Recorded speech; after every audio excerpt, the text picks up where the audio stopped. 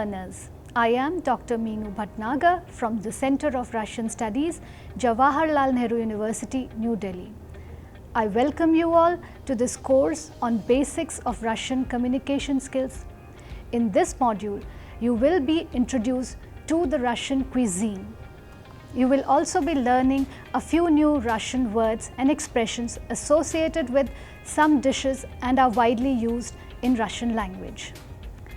Russian cuisine is diverse and unique and has Baltic, Caucasian, Siberian, Central Asian, Eastern Asian and even Middle Eastern influences. The Russian cuisine reflects the multi-ethnic diversity of Russia. It is highly influenced by various environmental, social, geographical, economic and historical factors.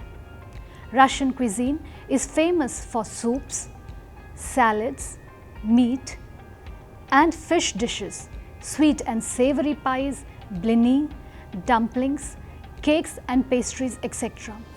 Russian cuisine is not spicy at all and is predominantly meat-based. However, the cuisine involves an extensive use of grains. Russian cuisine offers a great number of vegetarian dishes with mushrooms, potatoes, cabbage, pickles, etc.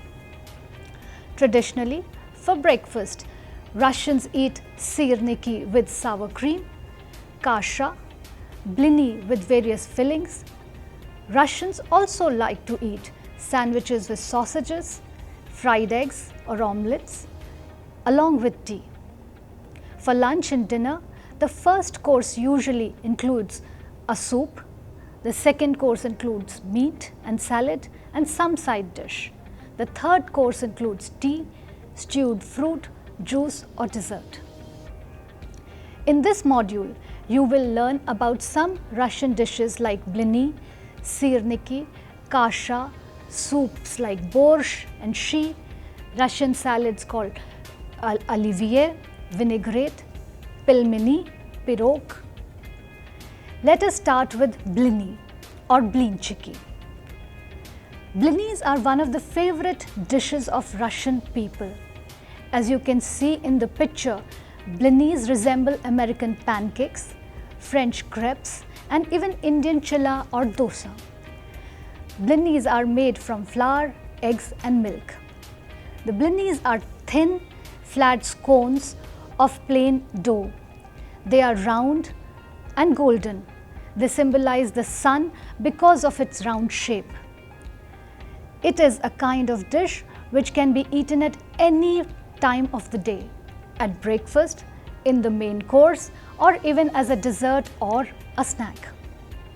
Blinis are served with various sweet and savory toppings such as sour cream, honey, condensed milk, jam, wild berries, caviar, meat, fish, mushrooms, onions and potatoes, cheese or even with butter and many other ingredients. You can see the picture of sweet and savory blinis on the screen. The first picture is of blini with honey. In Russian we say blini with smyodom. Next picture is of blini with sour cream. In Russian it is called blini s smetana. Then the picture is of blini with caviar. In Russian we say blini s ikroy. And the last one is with the meat. We say in Russian blini s myasam. Blinis are especially popular during a week-long Russian spring festival called Maslenitsa. Maslenitsa or Butter Week or Pancake Week is a week before the Lent and is celebrated in the second half of February or early March. Maslenitsa is a sun festival which celebrates the imminent end of winter and the coming of spring. We will talk more about it in another module. Blinis are prepared at home or can be eaten in restaurants. They are relished by people of all ages. In Russian language, the phrase like "Первый blin komam" is commonly used in a situation when the first step is always a bit tricky or difficult. Next, we will talk about sirniki. or cottage cheese cake in English. Sirniki is a popular dish in Russian cuisine. They are fried pancakes made of cottage cheese and garnished with sour cream, varenye, jam, honey or applesauce. Usually people eat them for breakfast or as a dessert. The name Sirniki is derived from the word sir, which means cheese in Russian. The main ingredients are cottage cheese, eggs and flour. Often sweet sirniki with raisins or dried apricots are also made. It is very tasty to eat them with bananas. You can see the pictures of sirniki on the screen. Next we will talk about kasha, which is called porridge in English. Kasha is considered as one of the most common dishes in Russian cuisine. Kasha is a nourishing dish made of whole grains such as buckwheat, oats, wheat, millet, barley, rice, etc. as the main ingredient. The grains are boiled in milk or water.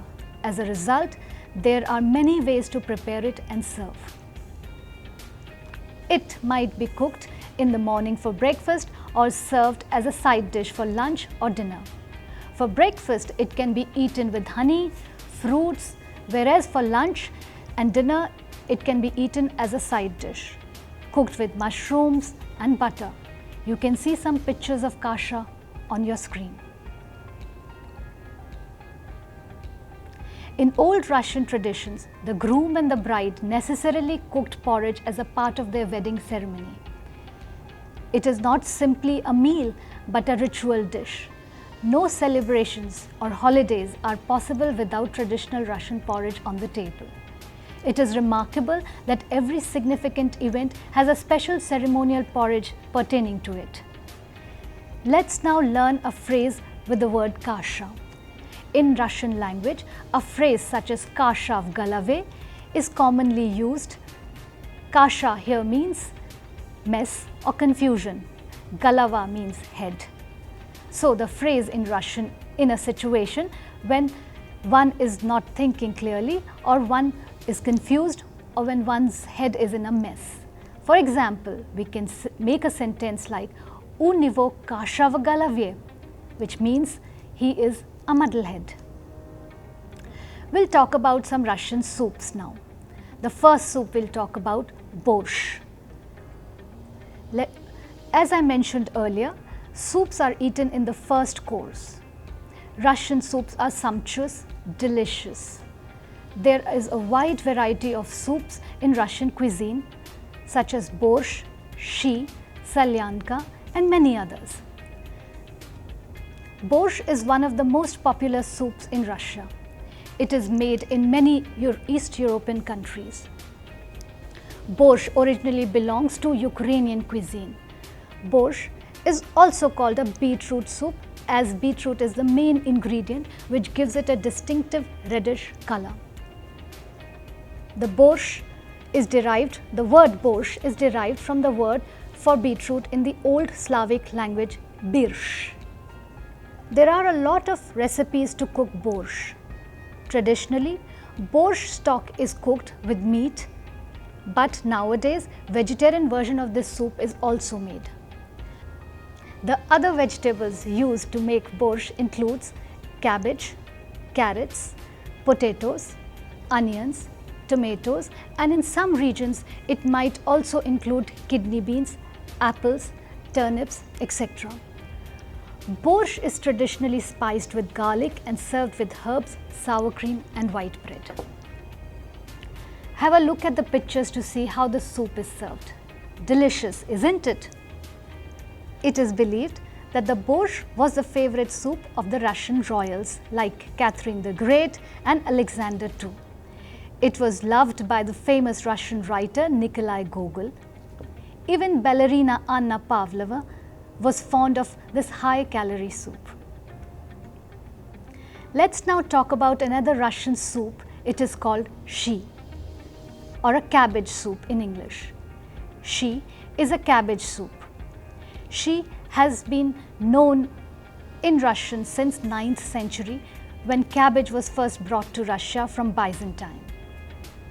Due to its simplicity, it has become quite a common meal relished by all sections of the society. She is a staple food usually served with sour cream and rye bread.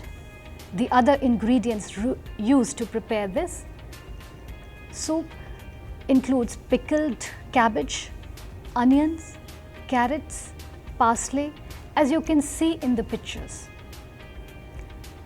There is another factor which has added to its popularity.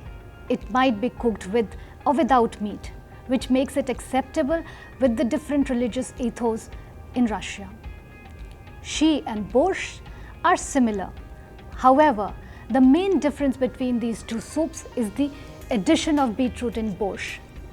It is quite comforting to warm up with a hot bowl of soup when the weather gets cold.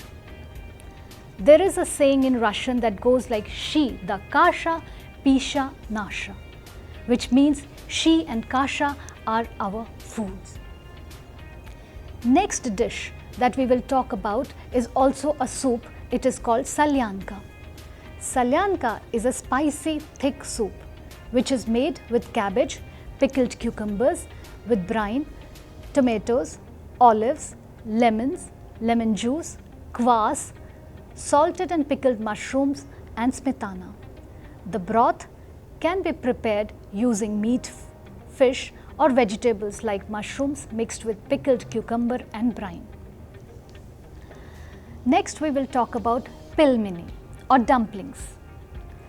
Pelmenis are extremely popular in Russia, but historically this dish has Eastern origin. There are small parcels filled with meat and are an adaptation of Chinese wonton. The word pelmeni is derived from Finno-Ugrian language, which means ear bread. They are usually served with either a dollop of sour cream or a bit of dill or in a light broth, as you can see in the pictures.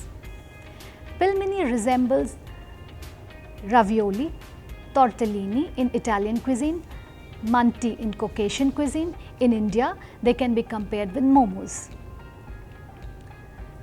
Traditional Ural pelmeni are stuffed with 3 kinds of meat: beef, lamb and pork. You can come across lots of other meat and fish fillings. In Siberia, pelmeni are even cooked with bear meat. However, vegetable pelmenis with potato and cheese stuffings are also available these days. They can be made at home as well as bought as frozen foods in supermarkets. Next, we'll talk about pirog and pirashki, pies in English. Pirog is the most distinctive dish in Russian cuisine. The word pirog itself is derived from ancient Proto-Slavic word pir, which means feast or a banquet. Indeed, historically, pierogies were a must during any celebrations. The Russian pie could be savory or sweet. There are a great number of fillings used to make these pies, such as potatoes, cabbage, meat, eggs for making savory pies, and strawberries, wild berries, apple, pear and other fruits for making sweet pierogies. Look at the pictures. As you can see, there are different types of pierogi, such as open with fillings on top, closed with filling inside, or even layered. In addition to pierogi, there are also pirashki. Pierogi are full-sized pie, while pirashki are small-sized buns made with onion, mushroom, meat and rice stuffing, as you can see in the pictures. Some kind of pierogis are specially prepared for certain occasions, such as wedding celebrations, matchmaking, etc. Let's now talk about Russian salads. The first salad that we'll talk about is Olivier, known as the Russian salad around the world. Olivier is the quintessential salad in Russia. It is simple to make and is very delicious. It is made by mixing small pieces of boiled potatoes, boiled eggs, boiled carrots, meat or sausages, pickled cucumbers and chopped onion, green peas with some salt and mayonnaise. The second salad we'll talk about is vinaigrette. It is another very popular and prominent salad in Russian cuisine. It is made by mixing boiled beetroot, potatoes, boiled and chopped onions, green peas with the dressing of sunflower oil and vinegar. Selyotka pod shuboi. This is the name of our next salad that we'll talk about. Selyotka is the name of a fish which is called herring in English, and shuba is a fur coat. This salad, selyotka pod shuboi, is colloquially known as herring under a fur coat. It is a layered herring salad and is made using diced or pickled herring covered with layers of grated boiled vegetables, potatoes, carrots, beetroots, chopped onions and mayonnaise. Dressed herring salad is very popular in Russia. It is one of the traditional dishes served as zakuski at New Year and Christmas celebrations. Next we'll talk about katleti or meatballs in English. Katleti is a pan-fried meatballs. Katleti is very popular in modern Russian households. Next we will talk about kompot. Kompot or stewed fruit is a traditional Russian dessert beverage made by slow cooking of fruits.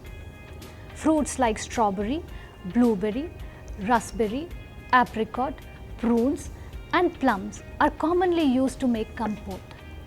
Kompot is a soft drink and can be had all year round. It can be served chilled as well as warm. Next we will talk about kvass. Kvass is a traditional Russian beverage. It is mostly prepared during summers and is quite refreshing. Kvass means sour drink or fermented drink. It is also known as a fermented rye bread drink and has been a traditional drink for many centuries. Kvass is also used as an ingredient to make some famous Russian cold soups, for example, akroshka. Next, we will talk about kefir. Kefir is a fermented milk drink made by adding kefir grains to milk. It is similar to liquid yogurt, but a drink with sour taste and a slight fizz. Kefir is a good source of calcium and is rich in nutrients and probiotic bacteria. Next, we will talk about khleb. Russian cuisine is incomplete without bread. Bread is an essential component of Russian meals, be it breakfast, lunch or dinner. A wide variety of white as well as brown breads are available in Russia. White breads are usually made from wheat or refined flour, whereas brown bread is made from rye.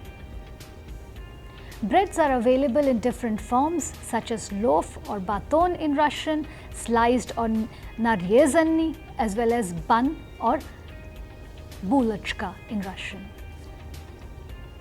Pickles. Russians have a long tradition of pickling fruits and vegetables. It arose from the need to preserve food for long winter when fruits and vegetables are scarce.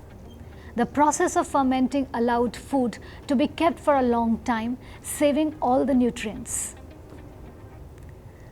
The most typical Russian pickle are sauerkraut, which is a pickled cabbage, brined cucumber, pickled tomatoes, soused apples, and marinated mushrooms, garlic, and eggplants. The pickles could be served as appetizers, eaten on their own, and added to soups, salads, and sauces. Today, many nutritionists admit that probiotic quality of pickled foods may improve digestion and boost immunity. We will now talk about desserts. Russian cuisine has an array of delectable desserts. To name a few, there is vatrushka. Vatrushka is a pastry formed as a ring of dough with cottage cheese in the middle, often with addition of raisins or bit of fruit. Next we'll talk about cake Napoleon. The Napoleon cake is a Russian classic that predates Soviet times. It is a French cake which was brought to Russia in the early 19th century and was widely cooked during the celebrations of the Russian victory over the French army of Napoleon in the Great Patriotic War of the 1812. Since then, it has been part of the national cuisine heritage. The Napoleon cake is a kind of layered crepe, custard cake, traditionally decorated with cake crumbs to symbolize the Russian snow that thwarted the Napoleon's army. Next is Miedovik or the honey cake. It is a honey layered cake. Tulski pryanik. It is a soft cookie made from honey and spices like ginger. These are often baked with elaborate engravings. Ragalki. These are delicate pastries served with meringue filling. Let us quickly repeat and revise the Russian dishes that you have just learnt about. Blini. We have learnt about blini with honey, which is blini s myodam, blini with sour cream, blini s smetana, blini with caviar, which is in Russian blini s ikroy, and the last one blini with meat, blini s myasam. We have also learnt sirniki or cottage cheese cakes, kasha or porridge, soups like borscht, shi and salyanka. You have also learnt about pilmeni, piragi I pirashki, salads like olivier, vinaigrette, selyodka pod shuboy.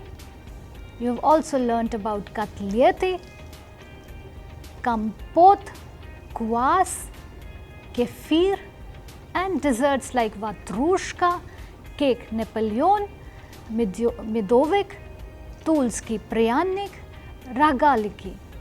I will end the module with a phrase often used to wish a person good appetite at the time of eating, Priyatnama appetita. Dear learners, in this module, you have learnt about Russian cuisine. In the next module, you will be learning some more interesting facts about Russian culture. Thank you.